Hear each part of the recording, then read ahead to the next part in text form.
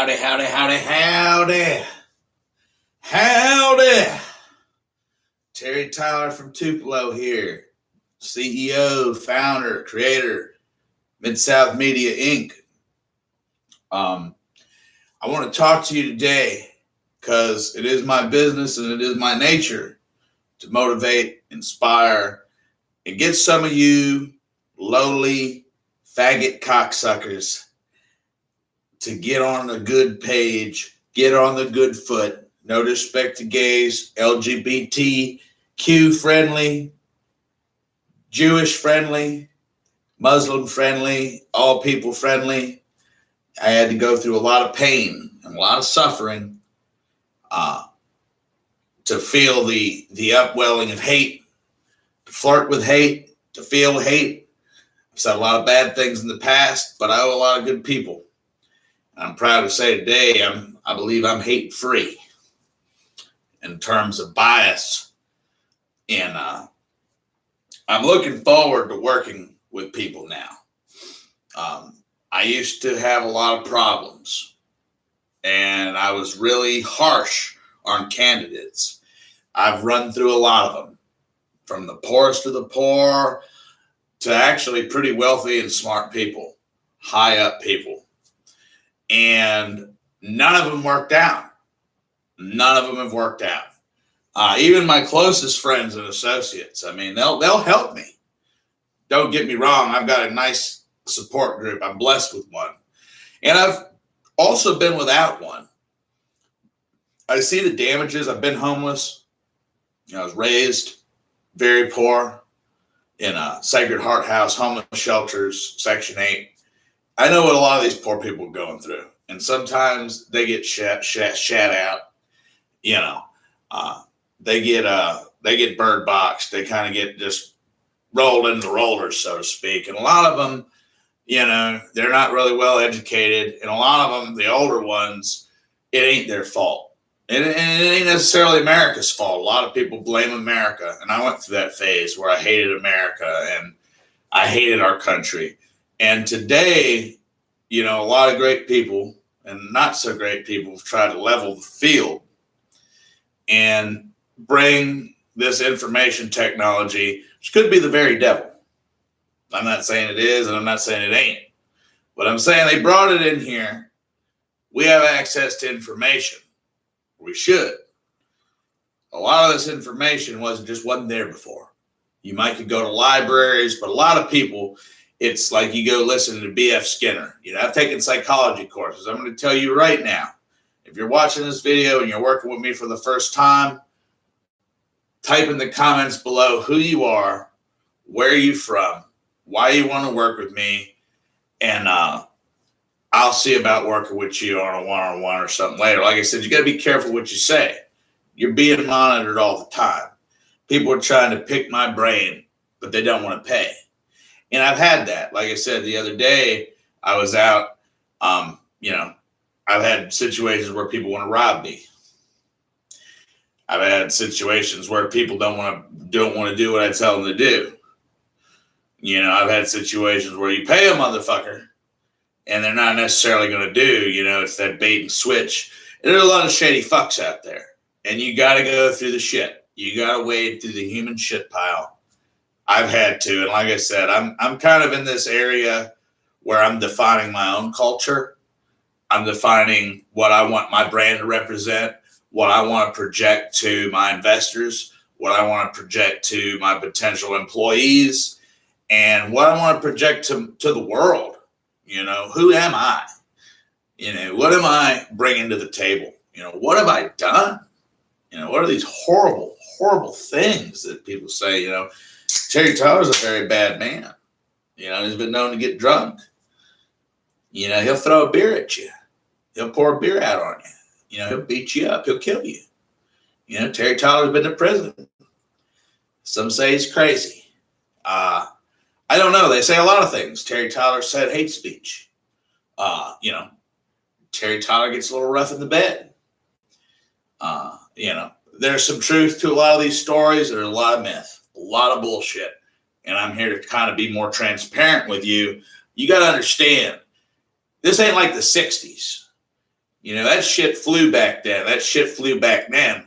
And now these kids today, it's a tough time to be a young man in America. I heard some great people speak on that. It's a tough time because you're being watched. They're looking at you all the time. They're judging your behavior, your sexual behavior, your speech, the words you use, and they're logging it. And they're possibly coming to kill you. I'm just going to go ahead and say. And I'm trying to figure out, I pulled a couple strings a few years back, and I wanted to see if I was indeed being tracked, if I was being surveilled. And lo and behold, now we see the damages that are being done. A lot of these people take some of the things I say a little too serious, and rightfully so. There's a lot of terror out there. There's a lot of violence. There's a lot of gore, a lot of blood and guts. It's a scary world out there. Are you still with me? That's why I try to rattle the cage, you know. I want to see where these fuckers are. They want the world of me. They want to fuck me in the ass. They want to take my shit. But they don't want to get on my level. You know, they don't want to come to the table on my terms. And over time, I've come to the table so many times on their terms, and it's ended disastrously. You know, it always ends bad. And that's where we have this element. Check out Oren Claff. We're going to take a short break to see if we're still running. Don't forget to check out Oren Claff. This guy I met through a dude, Mikey Boise. He's a cool guy too. We get these shining lights, and I only hope that I can live up to these two guys. Terry Tyler. You know, we got Dan Locke. We got Dan Pena. We got, you know, Donald Trump. We got Grant Cardone. We got Napoleon Hill. We got Jim Rohn. You know, these are some great names for you. We got, you know, we could go on from there. These are just great fountains. Sam Ovens is good. Ty Lopez, we're getting the Ty Lopez coming in. Arthur Robinson Jr. He's not really well known, but he does the amazing interviews, and he interviews some cool people. Ziad Abdunur, the Rebels. All these people you can learn from. So I've spent a lot of my time in the hole because it was a necessity. It's like Jim Rohn says, the rickets of the mind. So if it wasn't for some of these people to come in, I was suffering in a sea of ignorance and hate. It can happen to a lot of them, and I see a lot of these people. It's like Adolf Hitler. A lot of people don't like Hitler. And I was with a black lady, not that she's black. You know, a lot of people get touchy about identifying races, but I wanted to show you the polarity. She had her daughter in the room, and she was doing my hair. Nothing sexual, nothing about it. I trusted her. She's a professional, beautiful woman. And when she come in, I had to play her some Mein Kampf. And Mein Kampf, I think, is safe to listen to if you just kind of try not to think about the anti-Semitism. I think that we've come a long way. One thing about my business, this is why I'm saying I'm not trying to get off on a tangent about these books, but I want you to be looking into them. I tell you, like, I see you in 100 books, you know, see in a couple years, but we've come a long way. We're supposed to be evolving, okay? We're not trying to go back to these stages because it's not good, you know? Hopefully, all of us can learn from that period, the Holocaust and all the shit that happened in World War II, so that we can be a better society. We don't have to suffer this shit. I want my organization free of hate. I've encountered the hate, and I tell you what, the hate's on different degrees. I've got a lot of abuse from some of these organizations out here, and it seems like they hate on a different level. They're full of hate. They may not like hate speech, but they're full of hate. And they have a different breed. And there's, you know, I want y'all to check out some Google Tech Talks on bias. Bias is a big issue, and a lot of people don't see it. It may not be that big of an issue at first, but I've worked with guys and girls And it's not always that big of a deal. But when they start getting out there, and you'll know them when you see them, you'll be able to identify them by their features. Some of these people, they're just high risk.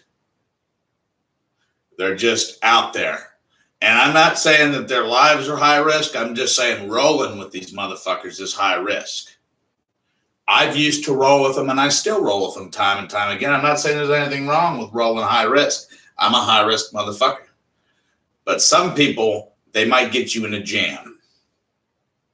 You don't always know who they are, but if they get you in a jam, you're fucked. If you bring somebody on ship, they don't know what the fuck he's doing or what the fuck she's doing, she's going to get you in a jam. And the quicker you find this motherfucker and get rid of him, the better off you are. I'm just saying. So if you think you're going to get me in a jam, you better really think long and hard about that. Because I can't have that. I can't have that. I bring people in and I've been run out. I get run out of communities. I've gone to work. I've gone to work at factories. I've been gypped on my fucking overtime. I've been run out by the people on the line.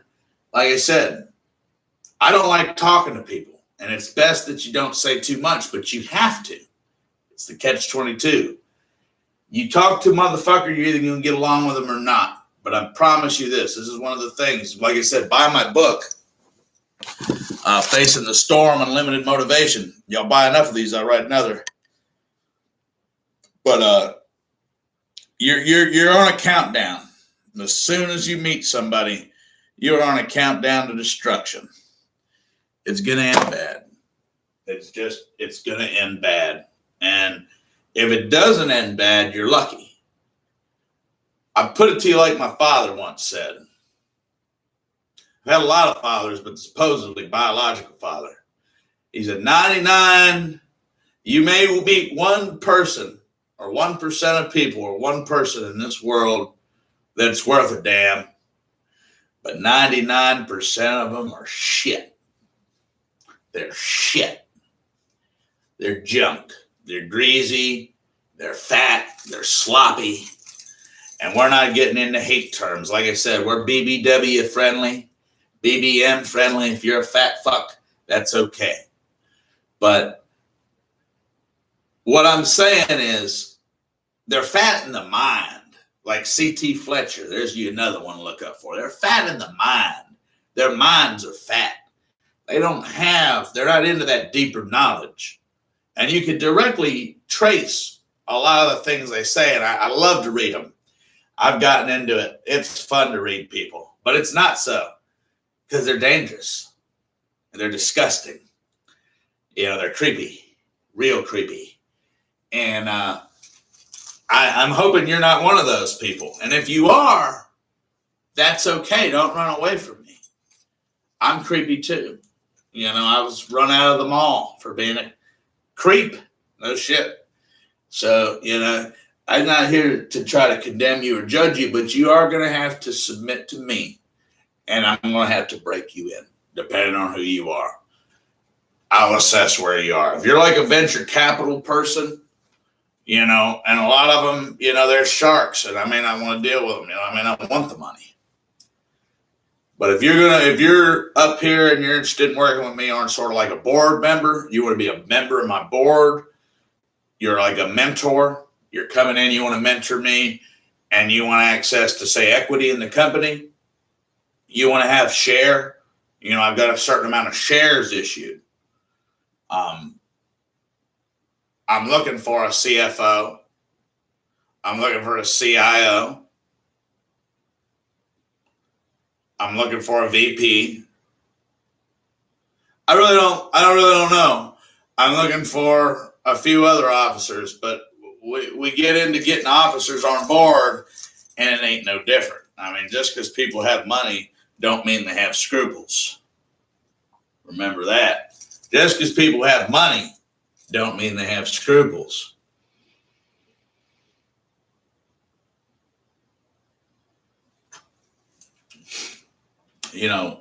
Elvis, for example, birthplace of rock and roll here. there towards the end, I mean, he got really bad on drugs. I mean, I've heard a lot of reports. I'm a big Elvis fan. Some of the reports, they said they had to tote him around like a kid. And, they worried. They talked about the hassles of Elvis, of having to keep up with him. And I'm sure it was rough. But you got to understand, they didn't have a problem ferrying him around city to city to city, making money off the guy. Hell, the motherfucker's dead, and he makes a lot more money than me. He makes a lot more money than a lot of motherfuckers I know. He's one of the reasons Tupelo is nice. Or not, I wouldn't say it's a lot beautiful. Tupelo is a better city, possibly because of Elvis. What Elvis did and Elvis's legacy. So, we're a Mississippi company. I have my own ideas about Mississippi, and I have my own ideas about Tupelo. I've lived here about more than 33% of my life, I'd say. I'm a 30-year-old man. Been down here for 10 years right now, more than 10 years. And I'd been down here when I was, a lot younger. So I think I've lived out here more than 10 years. And I like the city, but I really like what I think it can become. And I don't want to see it fall to decay. I see something in this city that a lot of people just don't see. I see a lot of things in these people that they just don't see in themselves. And I try to be impartial and look at the beauty. There's a lot of crime. There's a lot of druggery.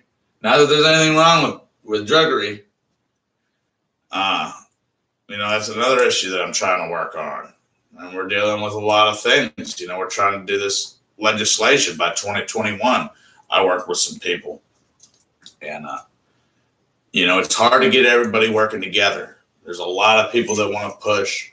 And I feel like the state legislatures and the governors and the government per se is not,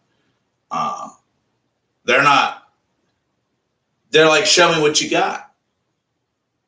Show me what you got. Hit me with your best shot. What you got? But you're going to have to do it by the book.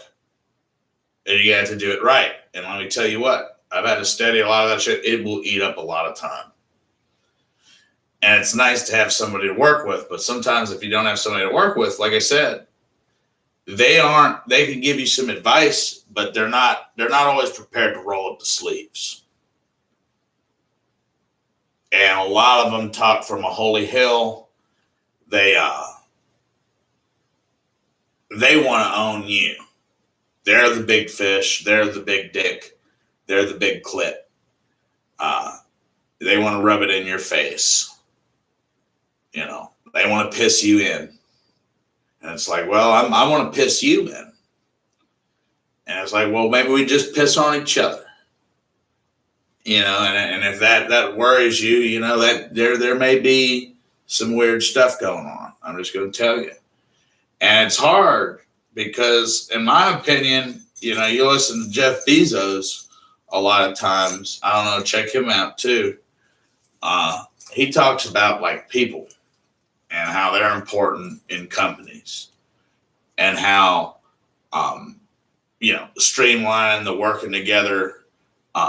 His principles are like hiring the best people, providing the best products or whatever. You listen to it. He's got some really interesting tidbits of knowledge. But you think about it like that, it's hard to get these people on board. And I get them on board. I've had some of them, and they're not, it's just hard. It's hard. I feel like I need a lot more money. If I had more money, I get them, they call me and they're asking for money. And I said, look here, man, I'll make a deal. They don't want to make a deal. They want the money. That's it.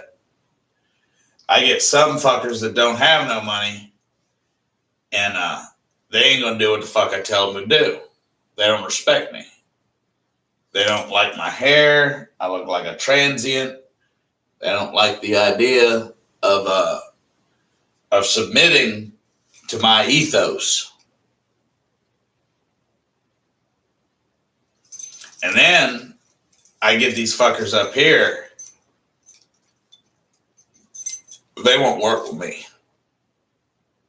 They're too proud or they're too busy. You got to understand, 80-90% of them got fucking wives or husbands. They're married. Most of these professional people are married. And that's that. And let me tell you, I've recruited married people. It ain't fun. It ain't fun. And I don't give a rat's ass what they tell you.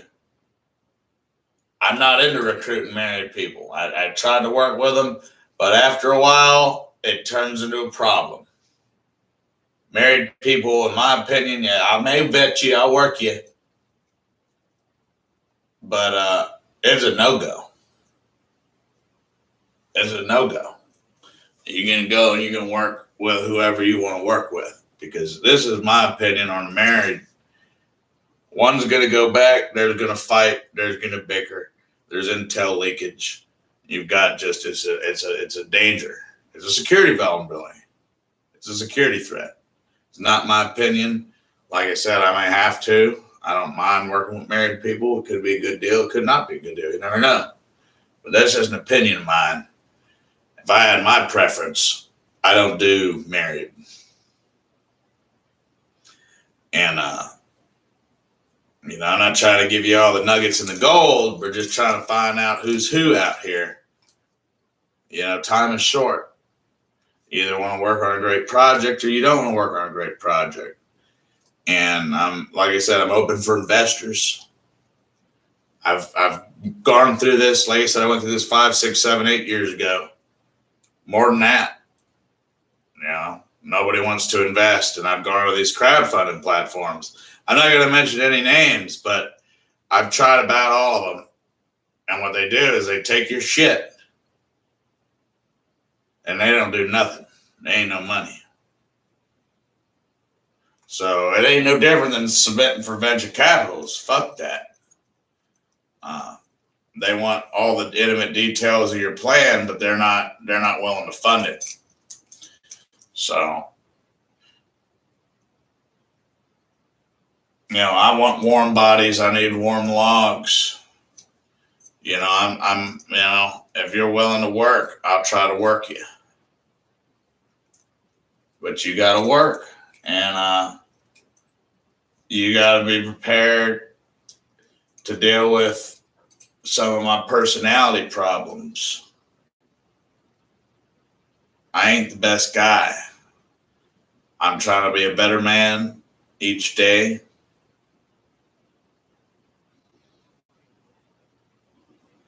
And if you think you can handle that, then like I said, just comment in the description below.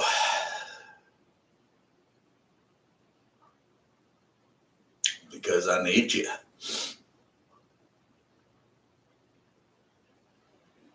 It's you damned if you do, you damned if you don't in this world. And I've dealt with some shit people. It's, you talk about quantum entanglement, and I've had some, we're not going to talk about it, but I know a guy. I want to tell you a story about a girl. She was a dope queen, aka like a madame. You know what a madame is, don't you?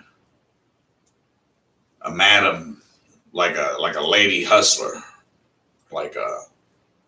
I don't know, man. The motherfucker was bad, and she'd rip and run the roads. She'd sell a few things, and she had a few things going on. But one day, she's hanging out with these other dudes, man. And like I said, that motherfucker got spooked and took off. So, You never know how it goes. I mean, people spook like horses. They're just like horses. And anybody that's worked with horses, I've rode a horse. Have you rode a horse? Most of you motherfuckers ain't never rode a horse. You ain't had no childhood. You ain't had shit. I bet most of you have sucked horse dick, been fucked by horse dick, but you ain't ever rode a horse. You ain't ever owned a horse. You're just processed garbage. Processed high fructose ham. That's all you are. Pork, swine, rubbish. You're filth. You're garbage. You're nothing. You're worthless. You're what's wrong with this country. You're what's wrong with society. But I will fix you. Like I said, I need donations. If you've got money, and if you want to submit, I'll try to work you. But I spent enough time working them, and you talk to them like that, they ain't going to have it. They'll get mad at you. They might beat your ass. I've had some people get violent. I had a woman, dig this, we're not going to say who, but I was dating an old gal once. Just trying to tell you a little bit about who I am. That way you know whether you want to work with me or not. The motherfucker had a miscarriage. Had to get a DNC. I'm like, oh well. I just jerked off all over myself last night. Ain't that babies, it's just a ball, scrape it out, flush it in the commode, do what you got to do. Well, the motherfucker comes over and is like, hey, the baby died. And I had a little porcelain thing of angels. I didn't know what to say. I got some porcelain angels that happened to be at somebody's house. They thought it was a disrespect. They thought I was disrespectful. I even asked them, this is strange. You understand, I've never dealt with this before. I wasn't trying to be rude. I don't fucking know. I said, did you put it in a box? Can I see it? And the motherfucker hit me. Hit me with a fucking beer bottle. A quart of King Cobra, a quart of Bush, 32-ounce fucking beer bottle. Hit me plumb in the fucking head with it. And start screaming, yelling. I'm in the middle of a domestic out of the middle of nowhere. I said, fuck, I didn't mean to offend you. And that's just how dangerous it is. Dealing with psychotic individuals, they go on these tangent strings. In their minds, their minds are so meager. They're programmed to snap. They're just kind of like Manchurian candidates. You say the wrong words and they start getting all worked up. You gotta, like I said, I don't know what their words are. I'm not trying to trigger them. I'm not trying to get them mad. But sometimes they freak out. It's just like fucking a woman. You may be fucking her or fucking a guy. Hell, my gay friends, sometimes you might be licking a guy's ass out. Sucking a guy's dick. He's getting hard. Rub it up on his balls. And then you mount him. You go to mount him and he's like, He's like, what? What's wrong, honey? And he said, you ain't fucking me in my asshole. Tops and bottoms, and that can lead to problems.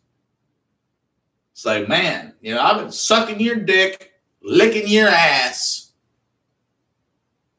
teabagging you, and you ain't gonna let me fuck you in the ass. And tempers can flare. Especially with men. You gotta understand it's different, it ain't like women doing the scissors. They're gonna be beers flying. The Coke is going off of the mirror and the fist is going into it. it ain't going to be nice. So, these situations happen. And you got to understand, in America, we've got about 325 million of these porcine, puke pig motherfuckers. Most of them are civvy scumbags. A lot of them are military. Military is not going to fuck with you. If you try to recruit people there in the military, it's just not going to happen. You can't do that. And then if you try to get into the military, like I have, they ain't going to have you. They ain't going to have you. I've been trying since I was 19. I tried about 3 or 4 times, and they won't have me. Why, I don't know, but it's spooky. And now it's like, hell, I'm too old. So it's one of those things where it's hard to get access to that. They've got their rules too. They don't like felons. They don't like crooks. They don't like slobs. They don't like drug addicts. They don't like domestic violence. You got domestic violence, forget about it. I always said I never beat a woman that didn't deserve it. Never beat on a man that didn't deserve it. I try not to start fights, but if you want to start a fight, you want to talk shit, you want to rob me, that's where we get into the beef, and that's where we get into human shit. You can get entangled with bums. They're not subordinate. They want to use you. They want to do what they want to do. They want to do what they want to do, and they're going to do what they want to do. And I've had them like that. And they'll work for a while, and then they get wore out, and then they start thinking they're hot. They're hot. They've sucked you like a vacuum, and they think they know what you're doing, and they want to break out. They want to do it themselves. They don't need you anymore. You're not hot anymore,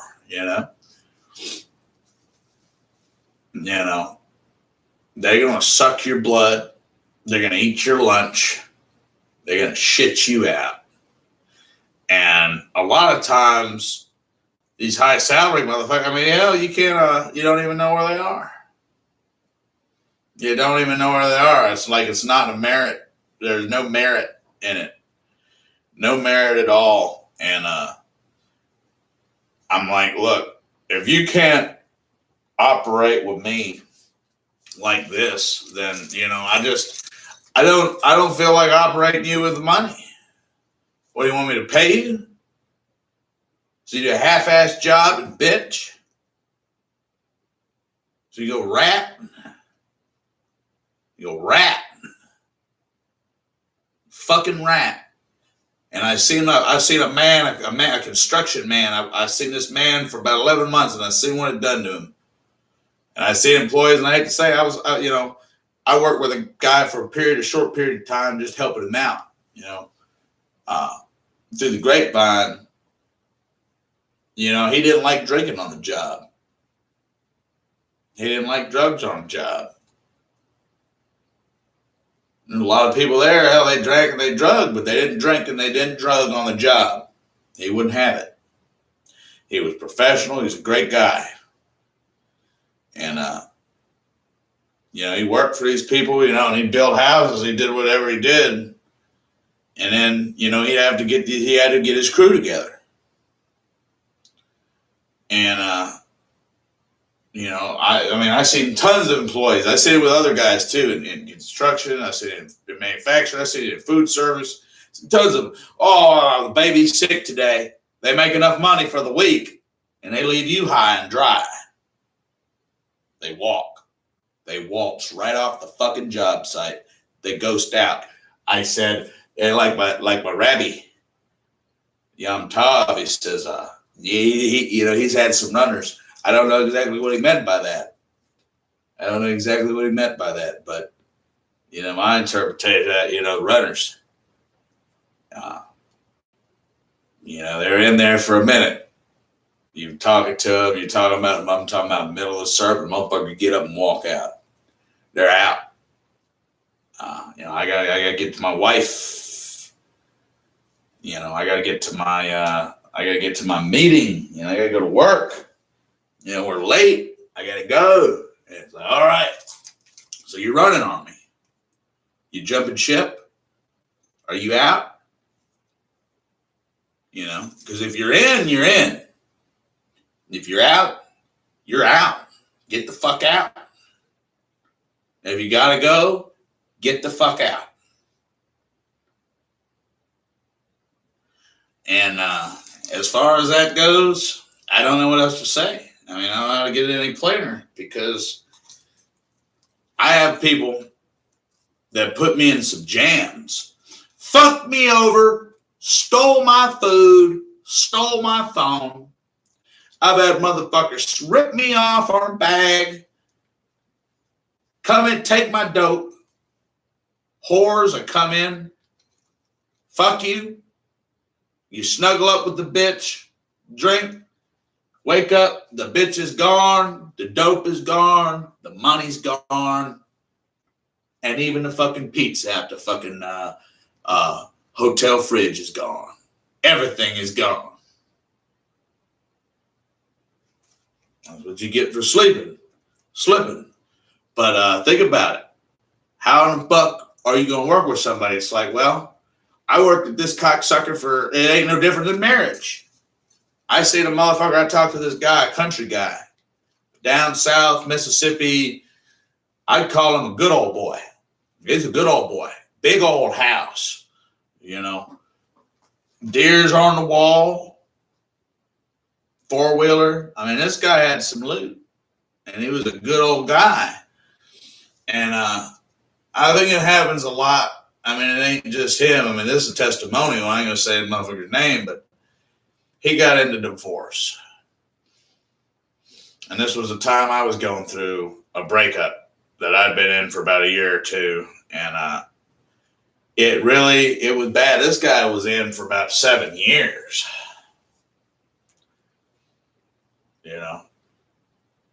This guy had a lot too. And I don't think he lost a lot. I don't know. He just said, once the divorce goes through, there's a lot of shock. There's a lot of terror. First thing, the person that you love or you thought you loved isn't the person that you thought they were. And they leave. That's heart-wrenching. You lose a part of yourself. You lose a part of your soul. There's betrayal, elements of betrayal.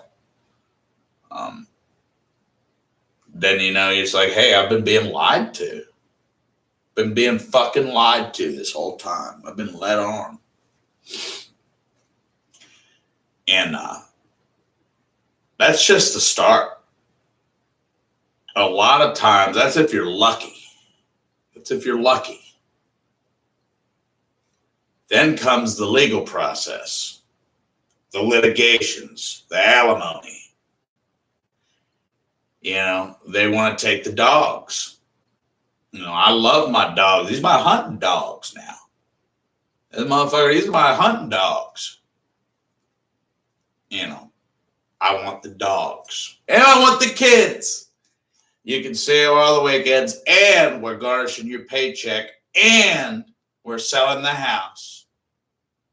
We're selling the guns. We're selling the TV. We're selling the pool.